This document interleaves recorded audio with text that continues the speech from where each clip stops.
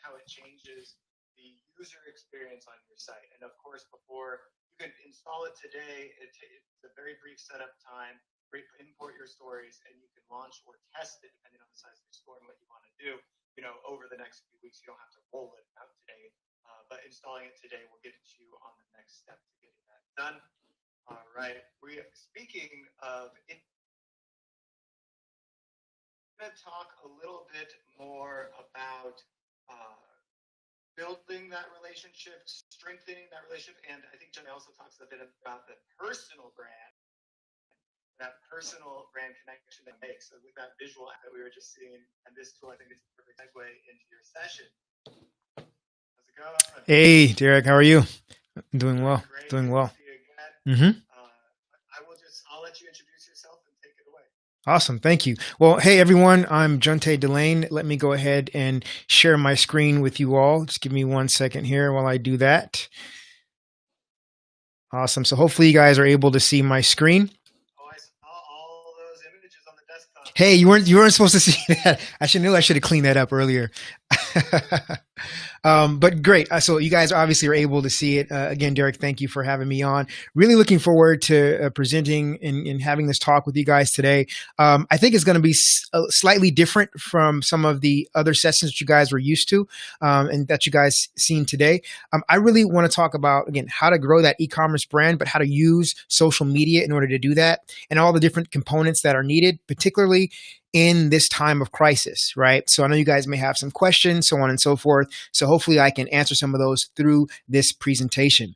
So just to let you know a little bit more about myself, again, my name is Junte Delane. I started my marketing career as a DJ, then dipped my toe into the water of establishing an entertainment social network that competed with some other guy on the East Coast who was starting a network for college students that I thought would be a total flop. But obviously that didn't work out. For me, he was more than I thought he would be. $63 billion worth anyway. But I'm obviously talking about Mark Zuckerberg here. I also founded the Digital Branding Institute, which is all things digital branding. It's a great resource for you guys as well. I'm the former senior digital brand manager for USC. And I'm also the founder and chief strategist of Digital Delane. And we are a full service digital agency that helps to launch digital brands. So if you are an e-commerce brand looking for a go-to-market strategy, if you're looking for better brand representation online, brand management, ratings, reviews, so on and so forth, then let's talk. If you're in the mood for a partner in the marketing space, let's have at it. All right. So with that said, let's jump right into our agenda for today. All right, so how do you build a future-proof digital brand? Those are some of the things I'm going to talk about. I'm going to talk about how to leverage your existing assets and resources without trying to figure out how to scale. What are some best practices that you can use to, deliver upon what you currently have now and amplify that to the masses so that you can begin to grow. I'm going to talk about how to deepen loyalty with your existing customer base in that top 20%. I'm going to talk about how to explore collaboration benefits and different ideas around that. And then I'm also going to give you a specific pandemic marketing strategy, right? I know it's so important because things are a little bit different, right? Especially from an e-commerce perspective today. And then embracing the pivot. We're going to talk about different ways to embrace that pivot so that you guys can begin to grow your brand. All right. So I like a lot of response during my presentation, so feel free to put things in the chat section. I'm going to ask questions. You guys are able to even, take screenshots, take pictures of the device as well. Tag me on it, Junte Delane. I love to be active on social media. So what picture is this? This is the Occupy Wall Street movement. And why am I even adding this in the presentation, right? Because I want to make sure that we identify the different moments of crisis and how brands have interacted with consumers during these crises.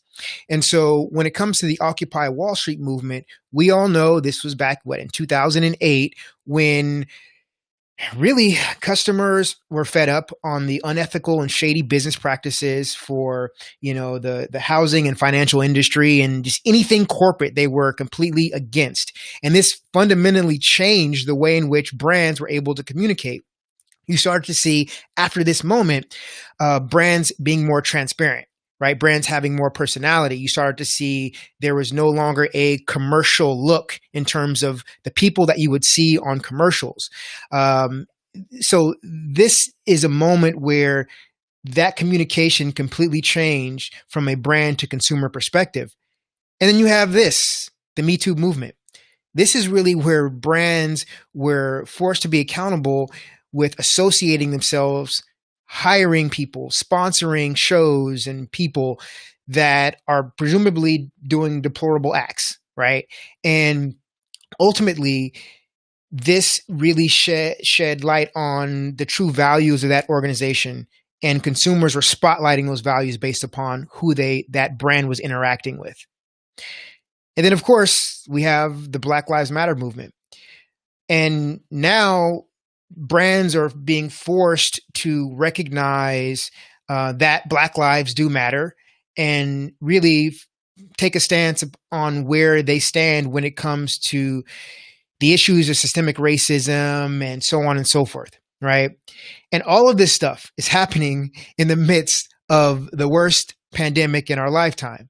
I mean, we have a lot going on.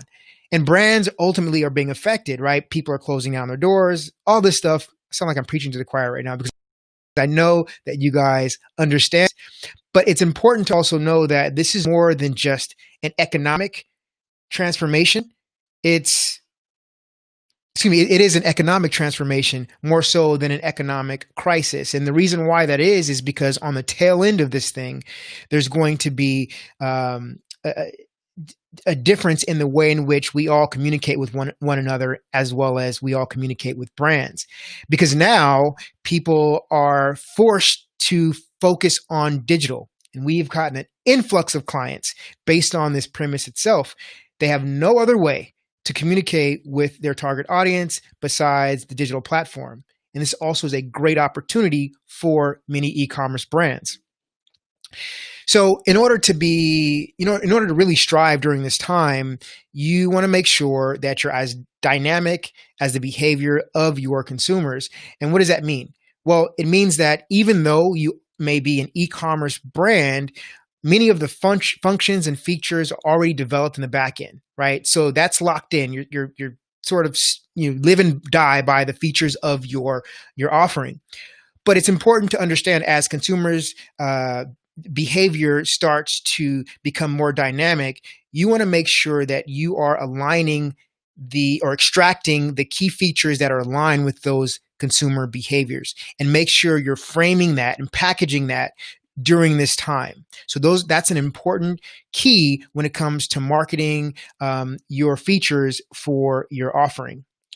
So how can you build that future-proof digital brand? Well, there's plenty of ways to do that. And I'm going to talk about that now. So one of the ways is obviously to build a digital brand. And I also want to note that just because you are a brand in the digital space does not mean that you have a robust digital brand. So the Digital Branding Institute defines your digital brand as your identity, your visibility, and your credibility. So when you're thinking about building that future-proof digital brand, you want to make sure that you're checking off all of these boxes, focusing on your identity, not only your website, not only the content or the people that you engage with, but also your visibility in terms of your paid media, in terms of your SEO, and your credibility, ratings and reviews, who are the ambassadors or people of influence that you align yourself with, are all a part of that digital brand specific to an e-commerce brand. Okay.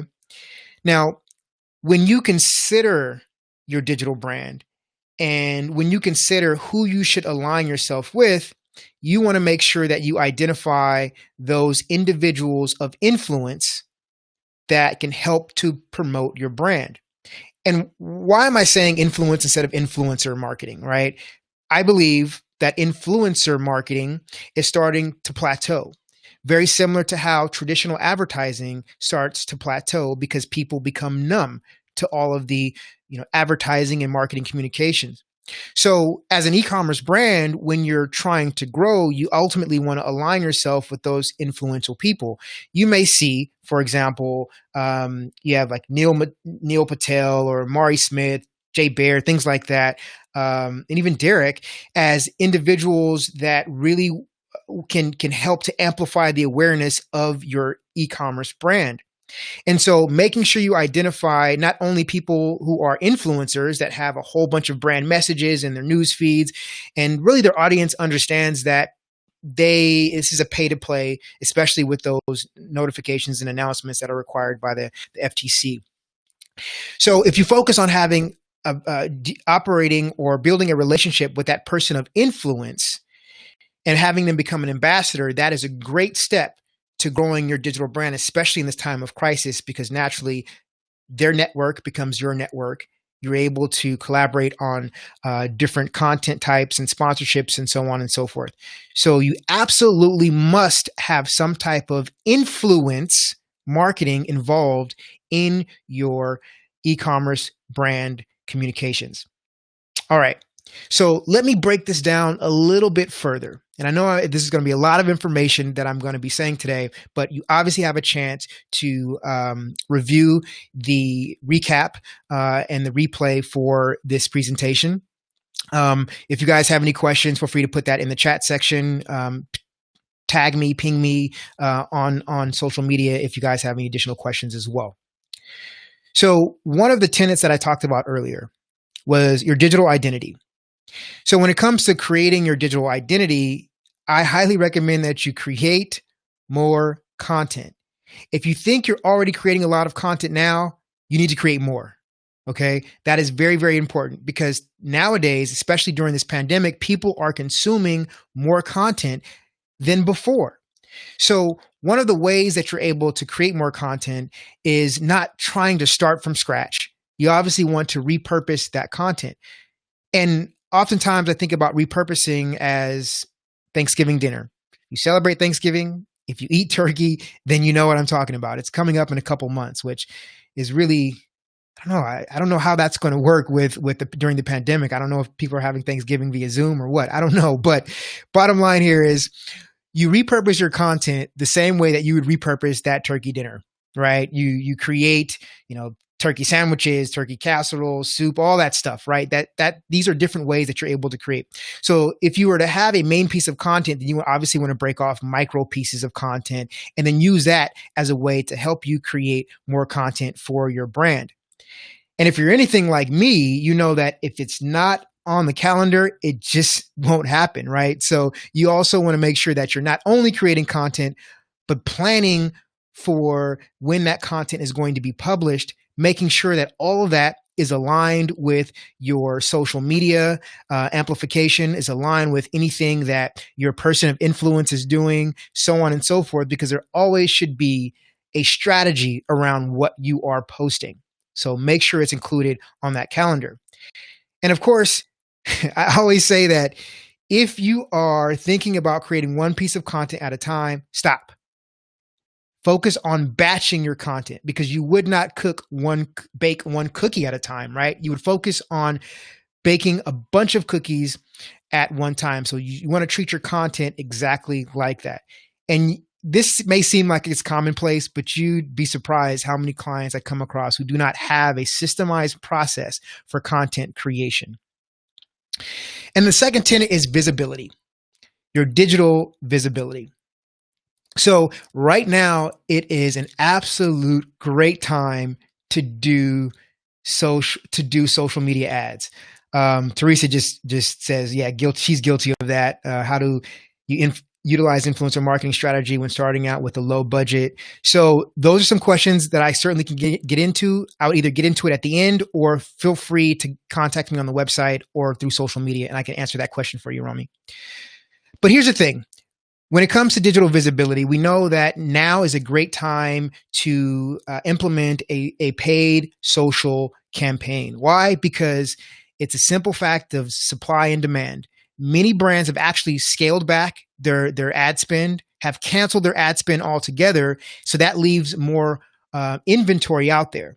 And the more inventory there is and less demand, naturally the price is going to decrease significantly. So I highly recommend that you utilize paid social for your e-commerce brand so that you can stay top of mind for when your target audience is ready to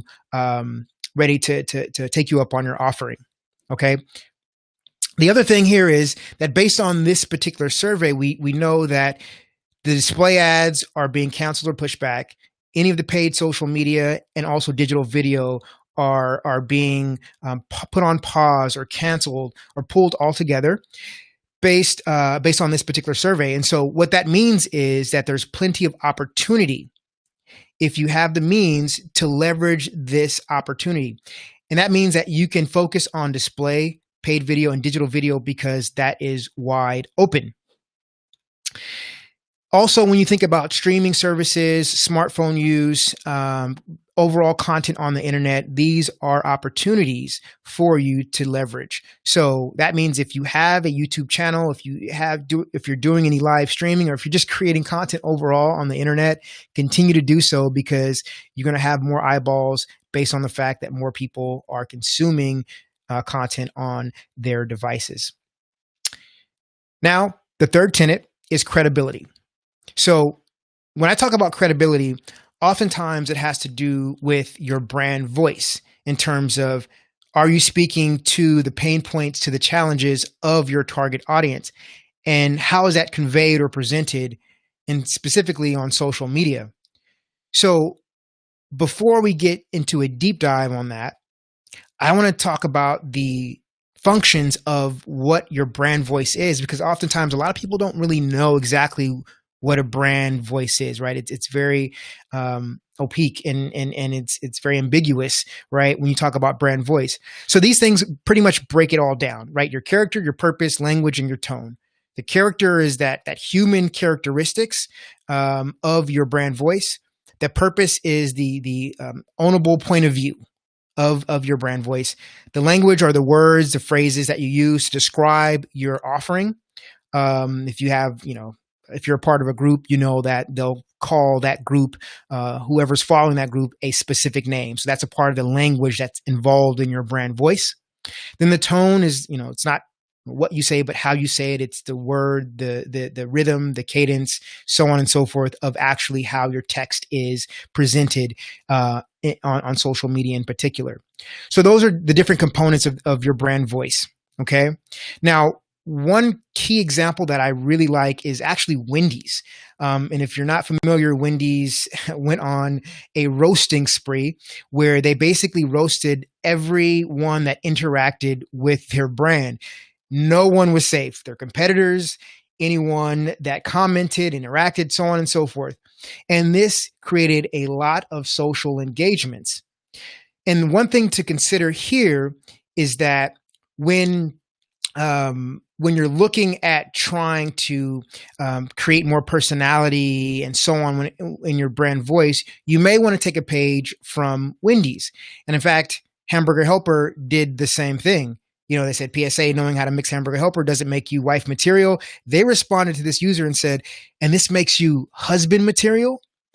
And then another person chimes in and says, drag him, you sexy ass glove. And another person says, OMG, all these food accounts becoming some clackback champs, and I love it. So what you want to consider here is that you want to go from servitude to attitude, because ultimately it helps, especially when it comes to creating more organic reach on social media. Because the bottom line here is that people on social platforms, they don't want to be helped, but they want to be engaged before anything else. And that's important for you to consider, because when you think about all of the other summits, conferences, so on and so forth that you've attended within the last, let's say, 3 or 4 years, right? When you come across tracks that have to do with social media, many of the sessions had to do with customer service, but you don't really see that anymore. And there's a reason. It's because nowadays consumers want to be engaged. And that has everything to do with your brand voice that you have as an e-commerce brand. So you want to focus on not only utilizing a social channel as a way to handle customer service requests, but you also have to figure out how are you going to be engaging in this process. So Wendy's actually flipped that during the pandemic, and they went from roasting to toasting. And they focused on highlighting things that people were doing within the community and rewarding them with free nuggets, right? So this is a good example, brand voice example of how you're able to create a unique brand voice that the algorithms reward because it's more personal, and it's engaging.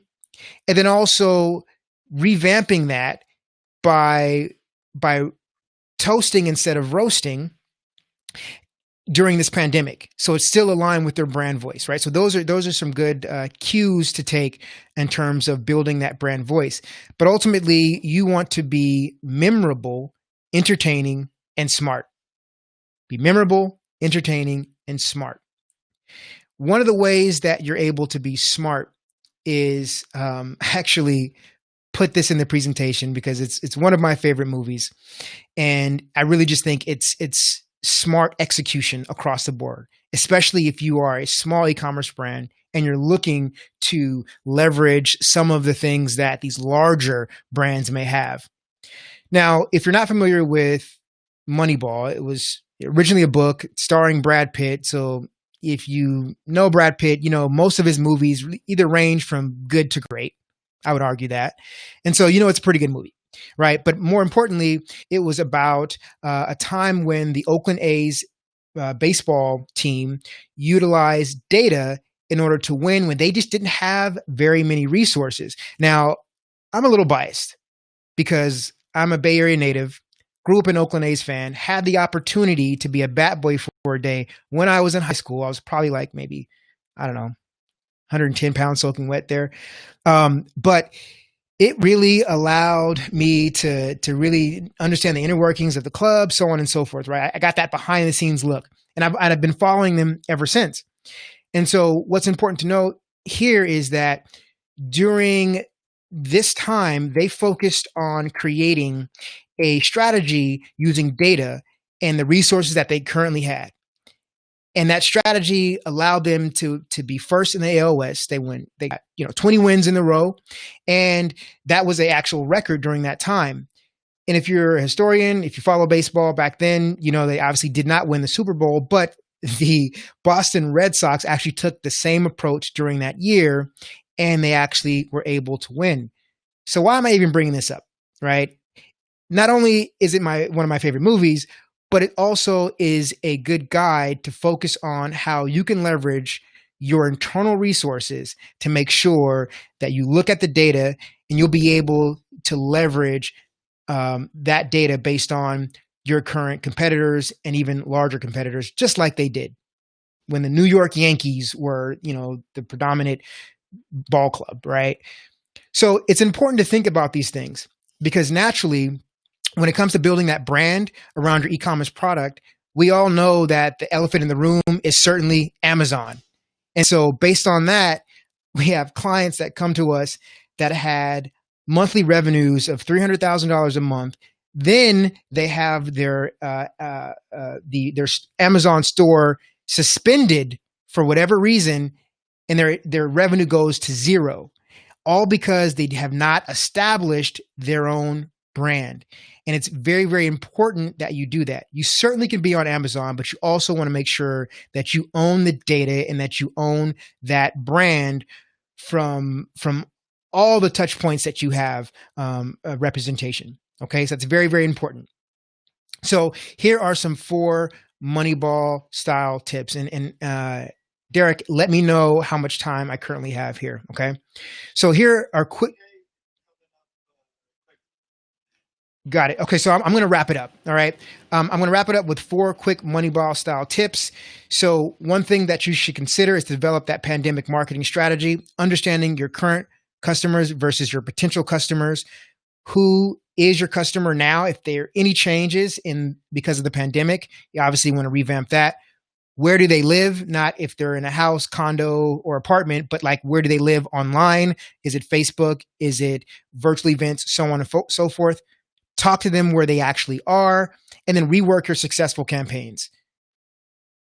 Whether it's if you had a successful print ad, they're now Google ads, right? If you had a successful cold calling campaign, now you obviously want to have cold emails. If you're doing event marketing before, you want to focus on establishing virtual events like the one you're at now. And ultimately, you want to learn and improve. Why? Because you can't do anything else, right? I mean, literally, what else can you do, right? So everything is digital now. So if you had a digital campaign that didn't work, learn and improve, because it's the only option that you have at this particular point. Focus on the top 20% of your customers, meaning that if you have long-time customers on an enterprise plan, for example, if they have any financial issues, make sure that you throw them in an olive branch, so to speak, by having them lock their discounted price in for the remainder of the year, things like that, so that can help them stay your customer. Okay. And then explore the benefits of collaboration. We're all in this together. Make sure that you partner with someone to help create, for example, a co-brand ad campaign so you guys can share some of the expenses there. And as long as they're a part of or aligned with your brand, it certainly can be beneficial for both of you. And then lastly, embrace the pivot, right? We also understand that, when life gives you lemons, what do you do? What do you do? You make a mojito, right? That's what you do when life gives you lemons. And so if that's, part of your deal, go ahead and make it happen. Ultimately, you want to adapt your ads, you want to adapt your emails, so on and so forth, so that you make sure that you focus on the pain points of your target audience during this time, right? That could be people who are now moonlighting as parents because of, the pandemic. Could be because, Black Lives Matter movement, as an example, is affecting the mind process, or excuse me, the thoughts and so on of your target audience. And ultimately go from transactional to educational. So there no longer is any type of transactional engagements. Focus on being educational, because if people either do not have the money to take you up on your offering, you want to make sure that during this time they're well informed and they're educated. And you want to be that resource of education for those individuals so that when they have that opportunity, now is when you can bring them in as a customer and be a part of a broader solution. Make sure that you think about aligning your brand with something that has to do with the lives of your target audience. So, keys to success. I'll go ahead and skip through this, but we talked about that future-proof brand. We talked about a lot of different things, but ultimately, check out the replay. Ask any questions that you have for me via social media and so on, and I'll be sure to answer. And if you're looking to be smart, if you're looking to be efficient, if you're looking to be effective, let's talk about it if you're looking for a partner in the marketing space. So that said, Derek, I'll go ahead and pass it on to you. So much. I love that presentation. I think that people should be certainly thinking a bit more positive towards the future. Yeah. Everybody, if you want to check out John Tide, then go to digitaldomain.com. I'm going to put it here again in the chat, and we're going to move right into our closing session. 2 quick notes. I mentioned at the top, but maybe you weren't here at the beginning. If you're in the United States and you haven't registered to vote, go to vote.org. It takes 2 minutes. You can get it done. Register to vote. Vote. You can vote absentee. You don't have to go in anywhere. It'll be fine. The media bullshit about that. Anyways, and secondly, we are giving away a PS5. I still can't believe we're giving away a PS5. We're going to be announcing the giveaway winner tomorrow at the end of the day. We did have that question come in chat about influencer marketing. We're not going to answer it because we have 2 sessions on influencer marketing tomorrow that are going to cover that in great detail. And we did have an opening keynote on it earlier today, and those will answer them greatly, as well as I did answer a little bit in the Q&A section. But with that said, we're going to move into our session with Savannah. Thank you so much. Thank you. Here she comes.